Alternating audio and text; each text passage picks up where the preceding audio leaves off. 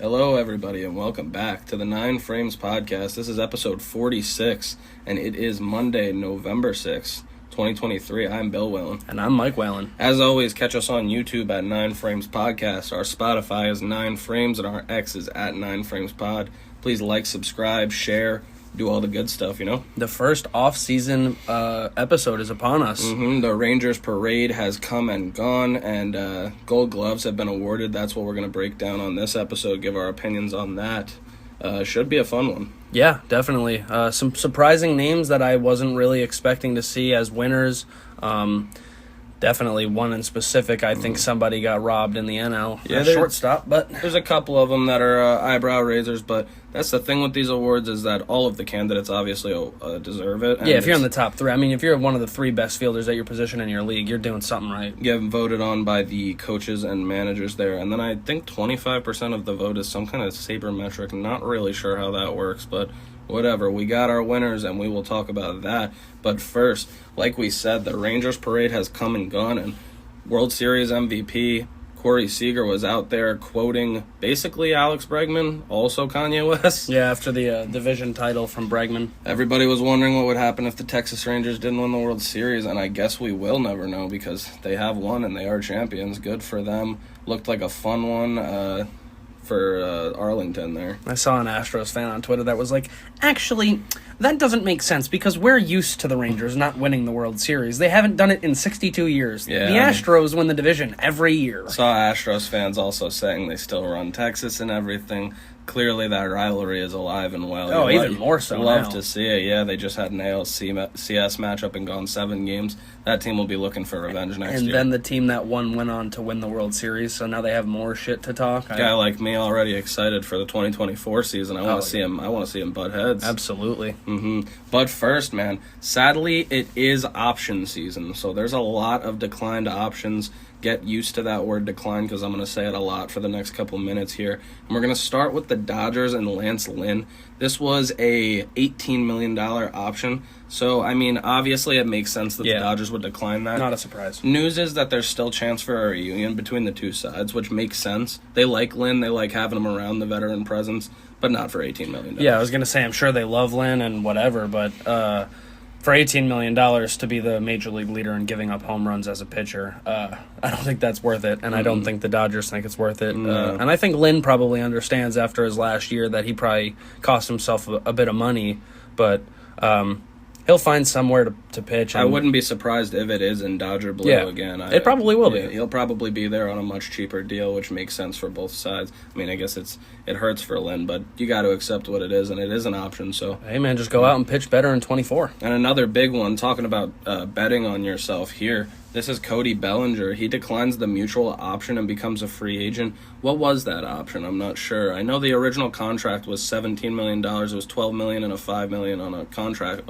signing bonus. I'm not 100% sure what it was. Maybe it was identical. It probably would have been a $12 million option. Maybe, something like that. But either way, he thinks that he's worth more money, and it's hard to disagree after the year he just had. And now he's comeback player of the year. He plays at an MVP level, and then, of course, he's going to go back to the market to try to get himself a little more money. Should be super interesting to see where he goes. It might end up being back to the Cubs. Yeah, it might be. They seem to enjoy each other, sure. He was very comfortable hitting in that lineup all year. But unlike Lynn, this will be a pricier deal for the Cubs, It's the exact opposite. He didn't cost himself money. He made himself a lot of money. Which is the point of that contract he signed with the Cubs. Good for him.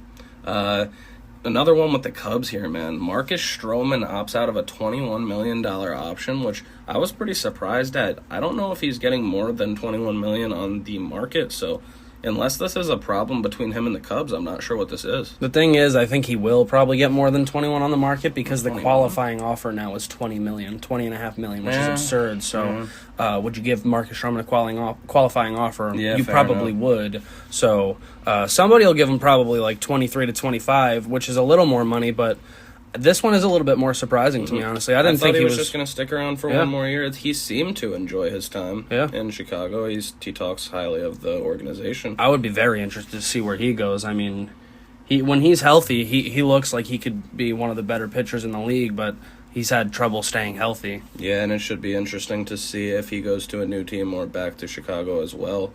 I'm not sure if it would be a Chicago reunion there. Doesn't seem likely. Yeah, I mean, we'll have to wait and see. Another one, great player, Whit Merrifield, will become a free agent after he and Toronto declined an $18 million option. Pretty surprising that Toronto would decline that as well. I think he's worth it. Yeah, I thought, 18 is a lot of money for somebody who might not be a starter for them next year. He declined it too. Yeah. So, I mean, he thinks he's worth that money or more. Yeah, so I guess maybe he's just going to go bet on himself somewhere else, like Bellinger just did. I guess we'll see if it works out for him. But should be interesting to see. Haven't seen the guy play in a different color besides blue. I wonder if he goes to a new colored team. He's worn a lot of blue in his career. For sure. Former Royal and Blue Jay. And speaking of former blue, now red, Justin Turner declines his player option with Boston to become a free agent. I was pretty surprised with this one. I don't know why, in my mind, I just thought he'd be there next year. Probably because he had a great year, and it was just kind of fair to assume that he would just want to return. He's 38. He doesn't got a lot left, I wouldn't say. So maybe he wants to sign like a 2 or 3 year deal and just call it after that. Cash in on a great season he just had. I can see it, but I was a little bit surprised to see that one too. Quality veteran player that whatever team signs him will definitely enjoy his presence in the clubhouse. A struggling player gets his option declined here. The White Sox declined the $14 million Tim Anderson option. Tim Anderson had a rough year. He went like forever without hitting a home run. Yeah, he started out really, really rough. I think around the All-Star break he started to pick it up a little bit, but it was still pretty rough season overall. Yeah, and this was another one where I just didn't consider that he wouldn't be wearing a White Sox uniform next year. I mean, it's pretty likely that he won't. He has been for quite some time, and it is very weird to think about him playing in different colors, but it does seem likely, like you just said. It definitely does. Speaking about different colors, man, this guy changes colors 7 times a year, man.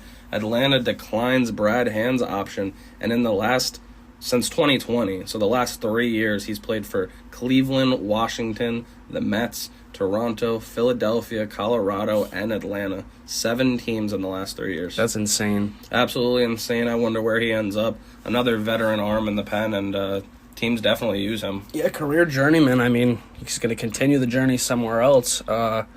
He's the only player to ever pitch for all 5 NL East teams in the history of baseball, so... now it looks like he's on his way out. Who knows? Maybe he goes back to one of the old teams. Could be. I mean, it's hard not to go back to one of your old teams when you've played for most of the league. It's pretty wild. Yeah, I mean, a guy like him, a lefty with the slide ball that he's got, he'll land on his feet somewhere for sure. Like he has every other time. Very solid career for Brad Hand. Should be interesting to see where he ends up. Next one is very surprising. Very interesting. That's why I put it at the end here. It's pretty big. Eduardo Rodriguez opts out of his contract with Detroit. That deal had 3 years and $49 million left.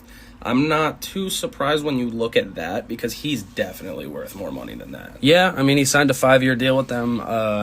Remember when he had that heart issue around COVID? Right, yeah. The Tigers gave him a big contract, and he was pretty good this year, I would say. So he's going to bet on himself again and see if he can make himself more money. Yeah, he declined a trade during the season to the Dodgers. He said that he wanted to stay east to be close to his family. So obviously that cuts the country in half, basically, to the teams that he would go to. I mean, I wouldn't be surprised if maybe like Boston wanted to reunite with him after just declining Turner and having spots open. Boston's got a new president of baseball ops. Wouldn't be shocked if he makes a move like that right off the bat. That'd be a nice guy to get for your rotation, the middle of the rotation. One of the more interesting free agent additions here. That will be interesting to see where Eduardo Rodriguez ends up next season because he's a phenomenal arm. For sure. And the last here, not declined for once. This one was picked up. Josh Bell opts in to his $16.5 million option with Miami, and he will stay there. They traded for him in the middle of the season, and I guess he's found a home. Yeah, I mean, he played pretty well for them, got them into the playoffs. He was a big part of it. Him and Jake Berger were huge surges to them down the stretch of the regular season, so nice to see them pick up his option and give him the money that he already was signed up for. Yeah, like you said, his pop pushed them to their first postseason berth in a full season since 2001, right? Yeah, 2003. It's been a while. Mm-hmm. And then finally, the last one, some really crazy news was about Joey Votto. him and the Reds might be splitting up finally after 17 long years. He is finally a free agent. Yeah, Votto posted an emotional video thanking Cincinnati, thanking the fans. Nearly a 4-minute video. Pretty wild. He has been there for so long. Like he said, he came from Canada, so the real thing that he knows about the States is Cincinnati, man. That's his home. That's the only place he's lived. I don't see him playing for a different organization either. I'm not sure, man. I just don't know if he's done, though. I don't know. You don't think they'd bring him back for less money? I think maybe that's why they declined the option. I don't know, man. If you watch that video, it sounds like he knows that he is not coming back. That's one that's absolutely insane to think about. It's I just, can't imagine him. They're a young team team going in a different direction. I mean, it's just the way that it goes sometimes. It's crazy to think that he could be playing in a different uniform next year, and I really wonder who ends up picking him up, because I think he's got a lot left in the tank to the point where he can help a team make a push here. I mean, and especially now with the league being universal DH, there's a spot for Joey Votto to be a DH. Yeah, any team that's a little weak at the first base position, he can play it sometimes. He plays a solid first base, and then obviously a phenomenal hitter. Yeah. Joey Votto, I mean, he's not done. He can't be, right? I hope not, because Didn't sound like a retirement video. No, it didn't sound like a retirement. It just sounded like he knows that his time in Cincinnati is up. I hope it's not the end of his career, because I would like to see him play for a couple more years as a selfish fan. But if he decides to retire, man, he is probably a fringe Hall of Famer, man. I was going to say that. It's a tough one, but I think he is on the line of being a Hall of Famer. He's a great guy. I would make the argument for him. If you look at his stats, man, his career on base is like in the 400s. It's absolutely ridiculous. There was a stretch where Joey Votto was one of the 3 best hitters in baseball, and it wasn't a short stretch. It was like 5 to 6 years. Hitting a Major League Baseball, one of the hardest things to do in professional sports. Joey Votto's been making it look easy for nearly 2 decades now. So, I mean, yeah, insane player, and he's got to keep playing, whether that's in Cincinnati or elsewhere. Yeah, always rooting for Joey Votto, so I guess much like all the other guys that are now free agents that you just mentioned, we will see what happens as the offseason unfolds. And now we will get into the Gold Glove winners, and at the end of the episode, make our prediction to who won the Platinum Glove on Friday. And getting right into those Gold Glove winners, 2023 Gold Glove winners here, we will start with the American League, simply put, because we want to, folks. Yeah, I mean, there's only 2 leagues, so you got to pick one. Yeah, we'll get right into that. We will start with American League first baseman. The finalists were Nathaniel Lowe from Texas, Ryan Mountcastle from Baltimore, and Anthony Rizzo from the Yankees.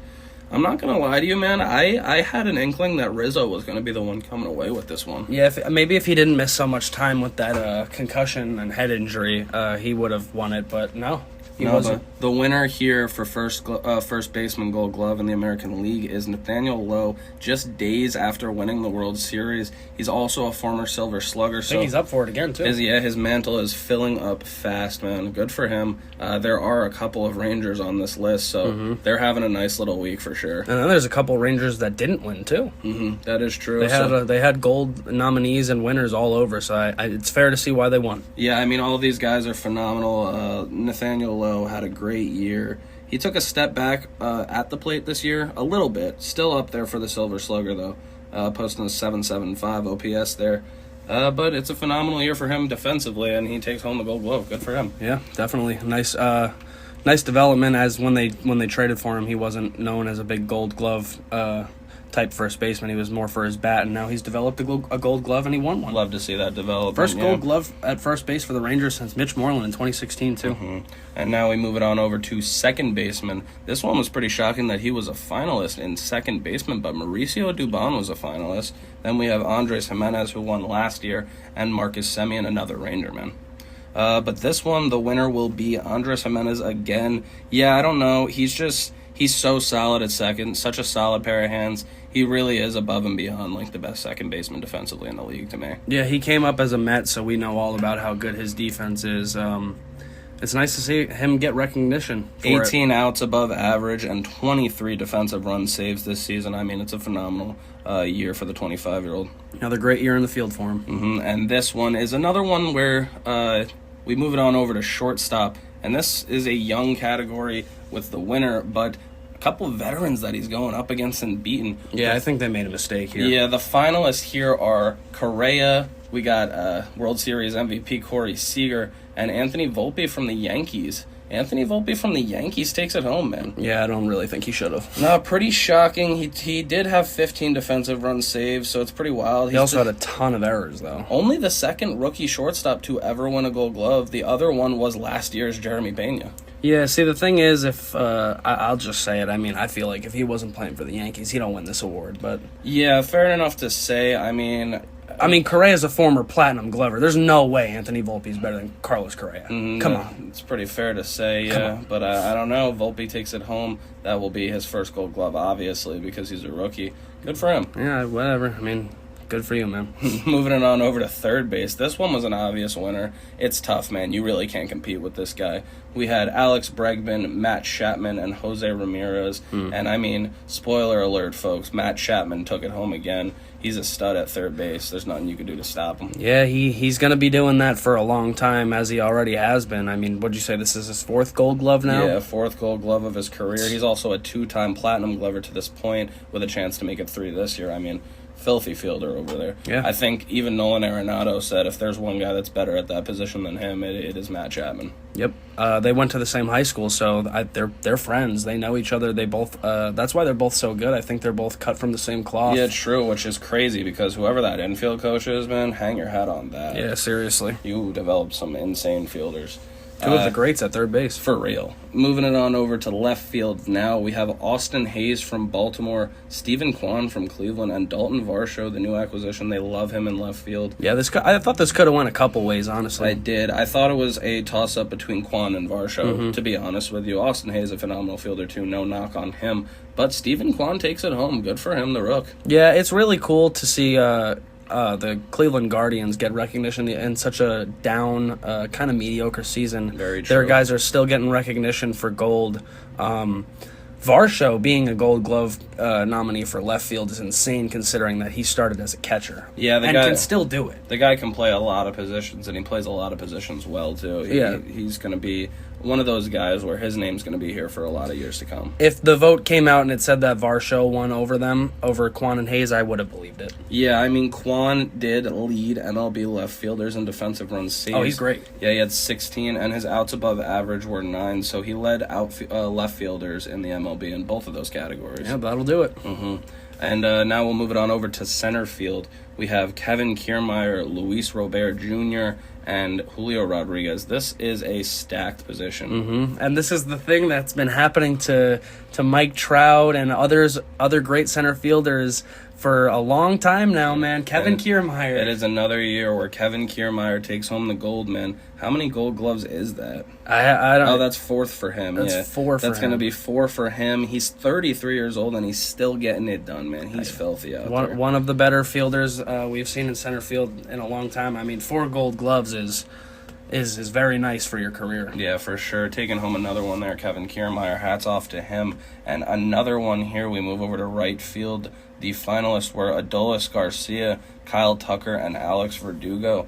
And the new World Series champion and ALCS MVP, Adolis Garcia, takes this one home. What a year for him, man. Yeah, I think he's also going to be in contention for the Platinum Glove. He's got one of the best arms in baseball in right field, and he's also pretty quick for a guy his size, man. He covers a lot of ground. Average arm strength of 93 miles per hour, and he had 11 assists. He's in the 95th percentile in that. I mean, he's filthy, man. Yeah, you don't want to run on Adolis. No, he also had a great year at the plate with a career high in home runs and took home that World Series trophy and the ALCS MVP. That's the guy you want to be right now. Won't be surprised if when we're talking about Silver Sluggers, we're saying his name for right field again. Yeah, I mean, his name will definitely be there. So, I mean, we'll be talking about him again on Wednesday. Now the utility spot. I like the utility spot. I was about to say, I love that they added this. I like it a lot because a great team needs a good utility guy. And these guys are that, man. We got Mauricio Dubon from Houston, Zach McKinstry, and Taylor Wells. But who takes it home? Mauricio Dubon, man. He was also up for the second base one, like we said earlier in the episode, but he gets the utility one. Yeah, I mean, I wonder if that's partially why they gave it to Jimenez at second base. I mean, Dubon did play a lot of center field, so I guess it makes sense for him to win it at utility over second base. Yeah, he played a lot of center field also. He had a 1.9 fielding WAR. Filthy. Yeah, he was a nice piece for the Astros. Got it done for the Astros to the very end. He was a good little bat in their lineup too. He could hit lefties really well contact wise. Yeah, he was really good in the ALCS. He looked like a great hitter, and then he wins a Gold Glove. So he's putting it all together. He's still pretty young. Moving it on over to catchers, and this one, no matter what, was going to be a first-time winner. We had Jonah Heim, another Ranger, Alejandro Kirk, and then Adley Rutschman. So it was going to be a new winner no matter what, and Jonah Heim, another Texas Ranger, takes it home, man. Yeah, when I saw the nominees for the catcher here, I wouldn't have been surprised if they gave it to any of these three guys. They're all fantastic defensively. We said in the postseason, Heim's a dog behind the plate, man. He catches game after game after game in a row. Yeah, he was an all-star this year. That was his first all-star selection, and this will be his first Gold Glove. That is another one for the Rangers, who set a franchise record with 3 Gold Gloves this year. Very impressive stuff. Yeah, they are just winning all across the board. And when I don't think they're done. No, and when you look at it, that really goes to show how great of a team that was, top to bottom. Yep, they built a great team, and it showed, and they are the champions. So, Last but definitely not least, the only man up the middle. This is the pitcher spot. It's an underrated spot to get for sure, but they give it out nonetheless, and it is definitely a facet of a pitcher's game to be able to field his position. really interesting.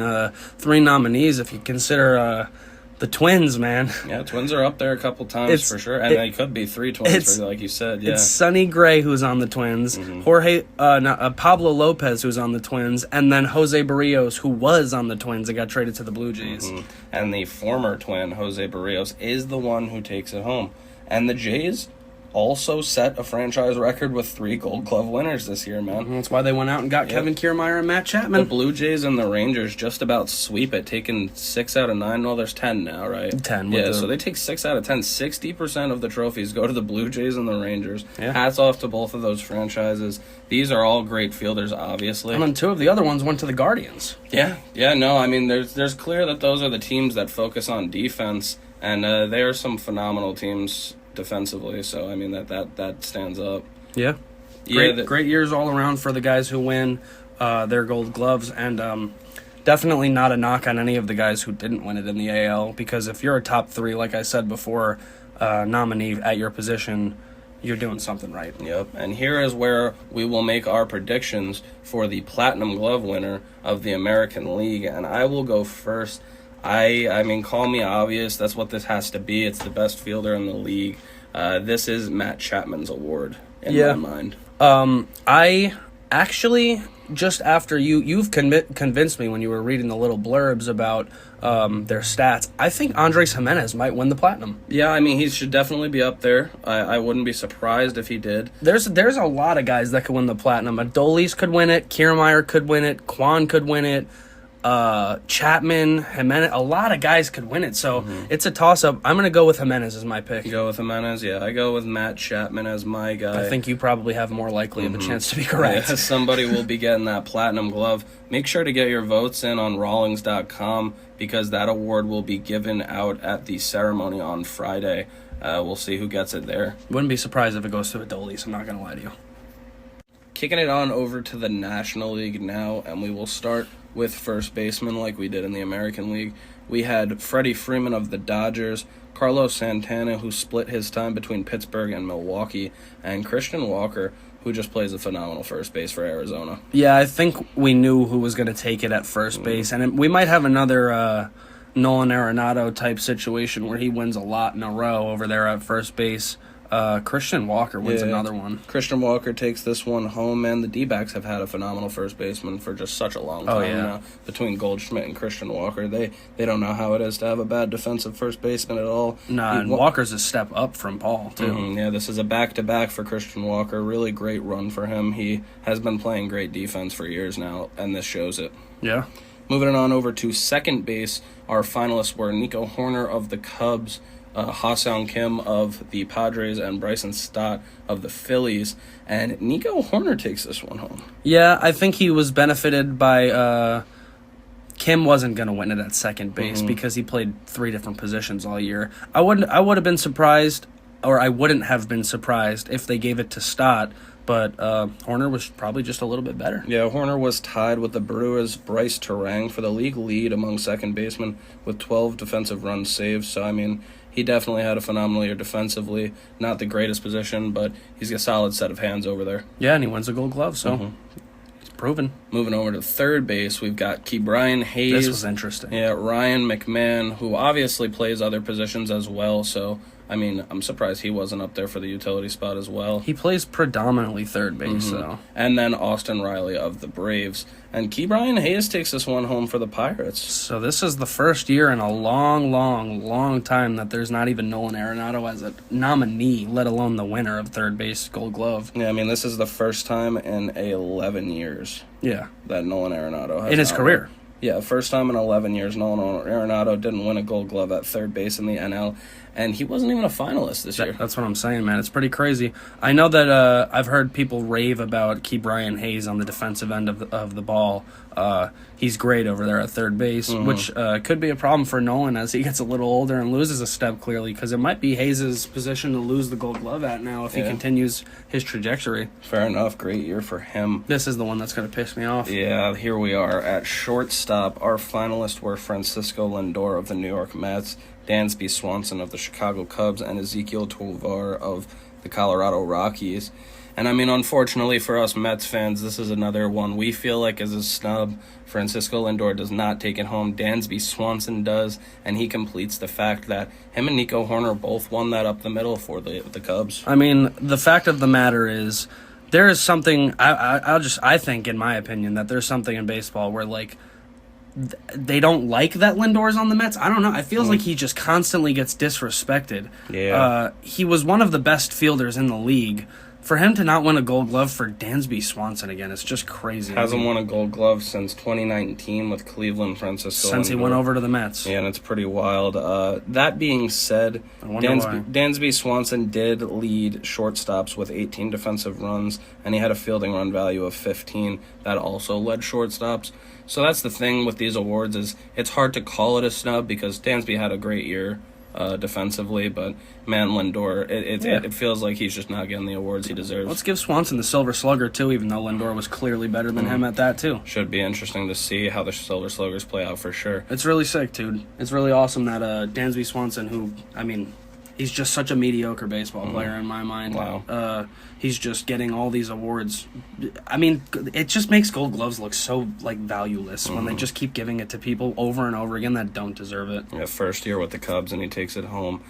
Disgusting Lindor gets snubbed for All-Star and Gold Glove this year. Let's snub Lindor for All-Star for Geraldo Perdomo, who's absolute ass. Yeah, I can't accept that to this day. Really frustrating Get it stuff. together. Frustrating stuff for Lindor from an individual trophies standpoint, but maybe he can get some next year, you know? Yeah, probably not. They'll probably just give it to Dansby again, even though he's mid.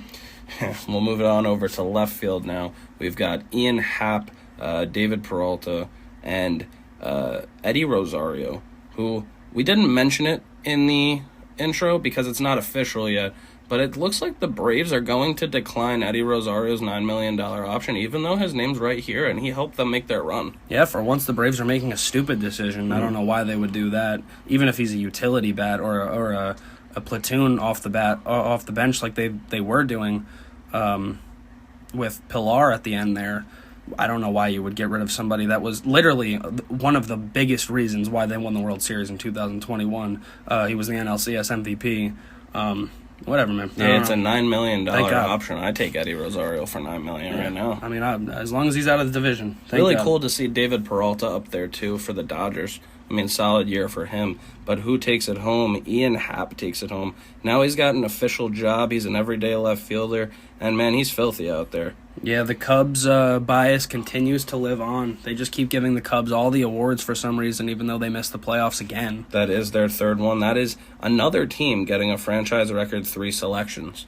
They got 3 selections, the Blue Jays got 3 selections, and the Rangers got 3 selections. Yeah, the difference is the other 2 teams made the playoffs, and one won the World Series. This one didn't make anything. Cubs didn't miss the playoffs by 1 game. Really rough series at the end there with Colorado, and they didn't make it. Coming across as a Cubs hater a little bit right now. A little bit. I mean, it's kind of annoying when you just keep giving shit to players and organizations that are just not whatever. I don't know, whatever. Ian Happ did lead all MLB left fielders with 12 assists. I mean, he takes home the trophy on that one. This next one, really interesting. The thing about the things that you're reading is, like, they're always going to put some shit stat there that makes him look like he's better than everybody at his position. And 12 outfield assists is nothing to I scoff swear at. to God, you've said 12 outfield assists for 4 of the 6 winners so far. How could they all lead the league with 12 outfield assists? They're just making shit up. I guess. I don't know. But moving it on over to center field, the finalists for this one were the Colorado Rocky kind of rookie phenom defensively, Brenton Doyle, Michael Harris II from the Braves, and Alec Thomas from your National League champion Diamondbacks.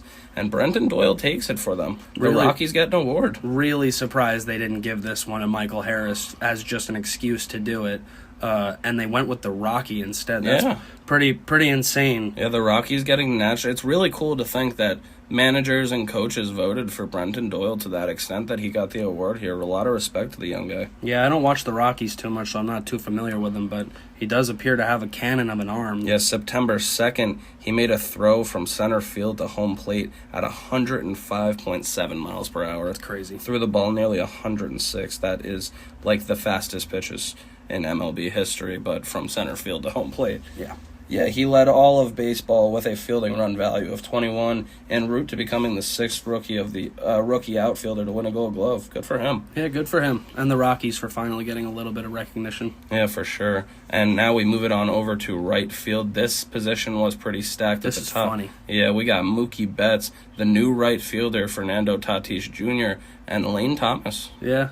Lane Thomas was a really good pickup by the Nationals. Yeah, for sure. He won't be there longer. Fernando Tatis, he was coming in Much longer. He missed a lot of time because of his suspension starting the year, but he's still up here, and for good reason, man. He led the MLB with 29 defensive run saves, and his average arm strength was 96.6 miles per hour. 29 defensive runs saved. I mean, it looks like he was born to be a right fielder and not a shortstop. And Fernando Tatis Jr. does take home the award this year, I think as it's really. he should. I think it's really funny that everyone was like, "Oh my God, they're moving a guy that's bad at shortstop to the outfield," as if infield and outfield are the same position at all. No, I think a lot of it was mental. It was the fact that he had to throw it to Yeah, first base. maybe and it was he's just better the whole at tracking thing, yeah. fly balls than He fielding is. grounders and throwing them across the diamond. Clearly he is. He's a phenomenal athlete, and he's proven that in right field. I And he's still- the best right fielder in the league right now. I still find myself rooting for him. I like when he's healthy and on the field playing baseball because he's one of the best young electric players in the game. Type of guy that's just good for baseball. Yeah, I mean he's had a 40 homer season already, and now he won a Gold Glove in a position switch that everyone thought he was going to be terrible at. And So. such an impressive year there. Really shocked. You know who Yeah, I was going to say really shocked that we see Lane Thomas on this list, but not Nick Castellanos. Yeah. Who had 0 errors all year in Yeah, right field. We were saying how good he was in the field for the Phillies after notoriously being a bad defensive outfielder, and I mean he doesn't even get a nomination. It definitely feels like a snub to not be a finalist for Nick Castellanos. I think the funniest part is that they signed Bogarts for so long because they thought that Tatis was going to be a problem, and but Tatis was the one who's winning the awards. Yeah, no, that worked out for sure to move him on over to right field, and Tatis does take home the right field Gold Glove this year. Well deserved. Now on over to the utility position, and we got more Padres here. Our finalists are Ha-Seong Kim from the Padres.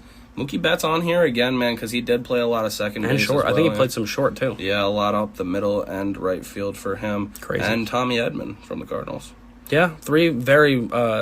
Where else did Edmund play? Maybe he played short and second, but I think feel like he was. doesn't he play some outfield? Does he not? I don't. I try not to watch the Cardinals as Cardinals much as had a possible. rough year, yeah. So it wasn't that we had a lot of Cardinals games on. But this is what I was saying about Kim being nominated at second before. This makes more sense because he played 3 different positions for sure. Ha-Seong Kim is the winner of the utility position here. He played a lot of second this year, but he did play second, third, and shortstop. He combined for 16 defensive run saves, with 10 of them being at second base. So, I mean, really, hats off to him. And the Padres, they take home another one. I mean, I'm going to sound a little biased here again. The fact that Tommy Edman is up here and not Jeff McNeil is absolutely sickening.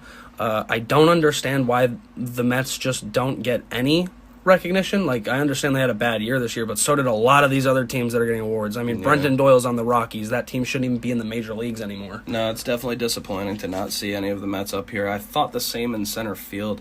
I thought maybe... Where's Nimmo? Maybe Nimmo would be up there. He's made some real highlight plays this year. It's because they got to just throw Michael Harris II in there because, he's on the Braves. And it was wild to read this, that Ha-Sung Kim had 10 defensive run saves at second base when he was playing other positions, because like we said when we read the second base position, Nico Horner and Bryce Turang had 12 each, and that was the lead in defensive run saves. How many did you say he had? He had 10, and he was playing 2 other positions, and they both had 12, and they were the leaders for second base. So I feel like 10 for Kim is more impressive than 12 at one position. He's moving around, dude. Do you know how hard it is? I mean, he to combined move? for 15, too, so yeah. Crazy. Really good year for Ha-Sung Kim, and he takes home a much-deserved Gold Glove. Definitely. Taking it on over to catcher now. I was a bit surprised with the winner in this one, with just how good of a year one of the candidates had.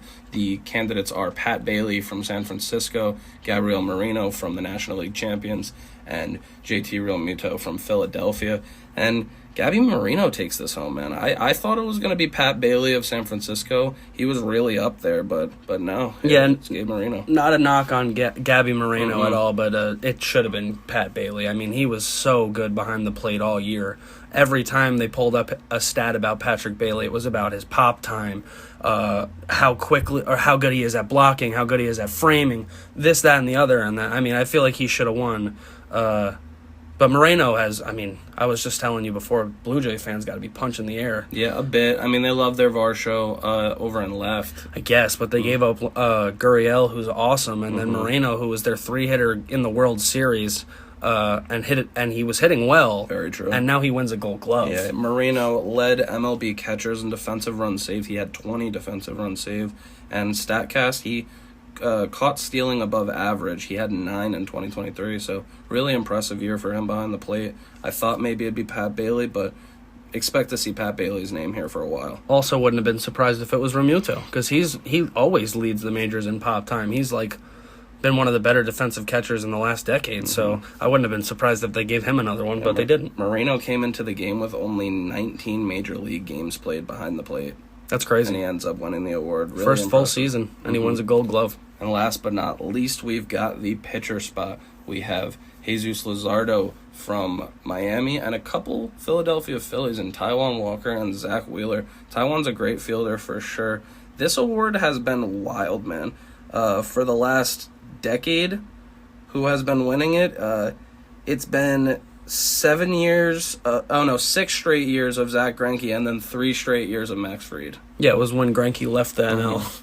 And now that Max Fried had an injury-ridden year, there was finally a chance for someone new to win it, and they did. Zach Wheeler will take home his first Gold Glove award. Yeah, congratulations to Wheels. Yeah, only the 4th Philly to take it home, and they had a 2 out of 3 shot here with Taijuan Walker being up there, too. We know how good Taijuan is at fielding. Yeah, it's always been a priority for him. He's always been a good fielder for sure. Yeah, but Zach Wheeler takes home the final National League Gold Glove here, and now it is time to make our picks on the Platinum Glove. I'm not sure if we're picking the same one, but I have my candidate. Like, I'm so set in stone on this guy. I think I know who you're going with. It is Fernando Tatis Jr. Oh, wow.